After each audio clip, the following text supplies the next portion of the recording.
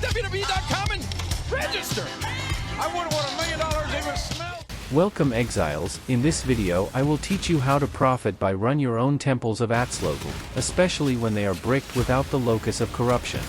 This is not a video on how to build a good temple in the encounters with Alva on the maps. I have already made a video about how this mechanics works, what is our best strategies and secrets. If this is what you are looking, first link in the description.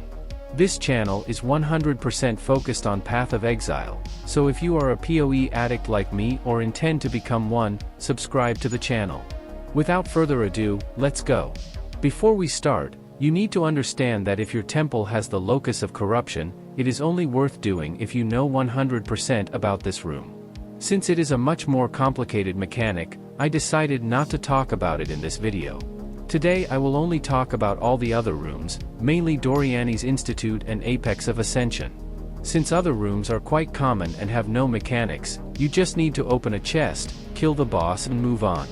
Let's start with the star of the video, Doryani's Institute.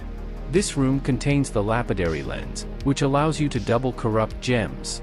This is the only way to turn a gem into a level 21 and 23 quality, or create a level 21 Vol skill gem.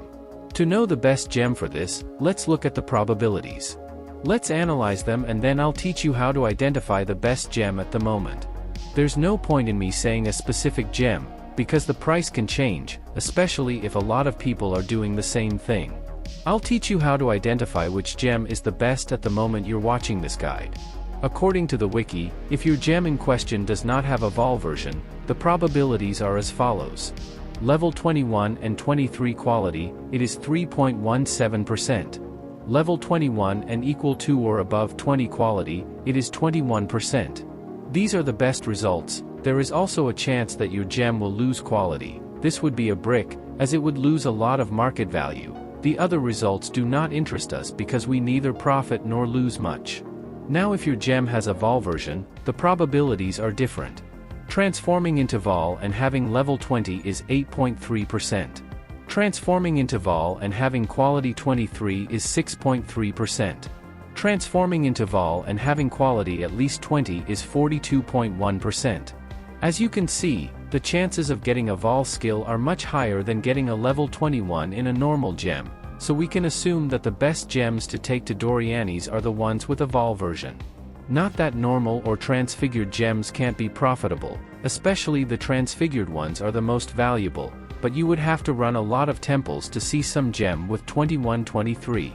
With this information, now let's go to the Po Ninja website and analyze the prices of the gemstones. You will click on Economy, then go down to Skill Gems in the side menu. Now let's select the type and put Vol. Select the level and quality. First, let's analyze the ones with level 20 and quality 20. As we can see, at the time of recording this video, the most valuable gems in this range are Molten Shell, Arctic Armor, Lightning Arrow, Smite, Ice Nova, Haste, Ancestral Warcheat and Discipline. These gems are the most likely ones that we will see as results of Doryani's Institute. When I make this video, the best options would be Molten Shell, but we have to analyze other possibilities as well. Now let's put the level at 21.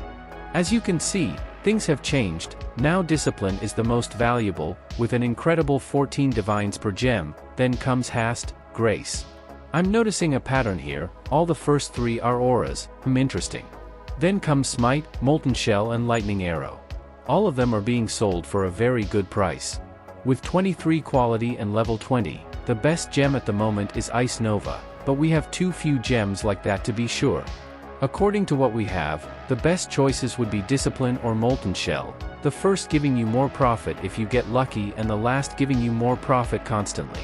I recommend that you level up your gems to 20, then set the quality to 20 with the Gem Cutter's Prism. It will be much cheaper than buying them at level 20 and quality 20. You can buy any bow with 6 sockets and Maloney's mechanism, so you would have 9 gems to level up constantly. If I were to do Doryani's Institute today, I would definitely take Vol Discipline or Molten Shell. But remember, this is only when I'm recording this video. I recommend that you this knowledge gain to make your own decisions based on the current market value. Now let's talk about Apex of Ascension, and then finish by talking in general about the other rooms. In Apex of Ascension you can sacrifice a unique item and receive another unique item back, but there is another trick. If you sacrifice a specific item, along with its specific vial, you will get the improved version of that item. This is the complete list of all possible items. All of them can drop by killing the architects and the pyramid boss. However, the two best ones to get the most return are the helmet and the flask. However, you should always analyze the purchase price of these items. The Mask of the Spirit Drinker usually costs 1 divines. The vial costs some chaos, and its evolution easily sells for more than 2 divines. However, this can all change from league to league. So I recommend analyzing each item on the day you watch this video. If you don't want to sacrifice an item along with the vial, you can still sacrifice any other item, but the chances of getting something good are low. I always recommend using flasks, since the pool of possible weak items is smaller. Another interesting option is belts, especially if the item level is 44. This way, you can only get a unique item that is an item level 44 or lower. In this case, there is a chance of a mage blood or headhunter dropping. But again, this is very rare. If you want consistency in this mechanic, I recommend the recipes with vials. There's no mystery about the other rooms, they usually involve opening a chest or killing the boss, but I'll leave you with some tips in the form of a list.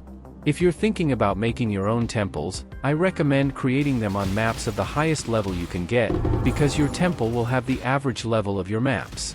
Hybridization Chamber, Toxic Grove, Conduit of Lightning and Crucible of Flame and Defense Research Lab can both drop items with unique modifiers. I recommend using Awakened Poe Trade to check the price.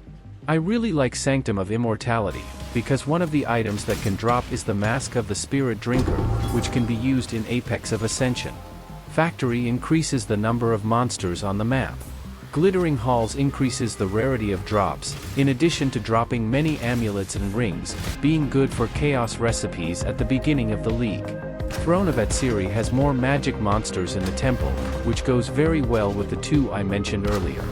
Defeating Atziri can be difficult, especially if you deal elemental damage and are not immune to reflect, but their drops can sell well at the beginning of the league. Another cool room that fits this same strategy of buffing pack size is Toxic Groove, which spawns more monsters across the map. If there is a closed room, check if there is an explosives room, demolition lab or shrine of unmaking. There are bombs that can be used to open closed passages in the temple. Museum of Artifacts and Wealth of the Vaal has several chests with currency and items, 2 very good rooms. Other interesting rooms are Court of Sealed Dead, Atlas of Worlds, House of the Others and Hall of Legends. That's all for today. If you liked the video, leave a like, comment on a topic for me to make a video about, and subscribe. I'm sure you'll enjoy the content on this channel. In the future, I'm thinking of stopping using a crappy AI voice and using my own, but I need to improve my English for that. Good luck, Exiles, see you next time.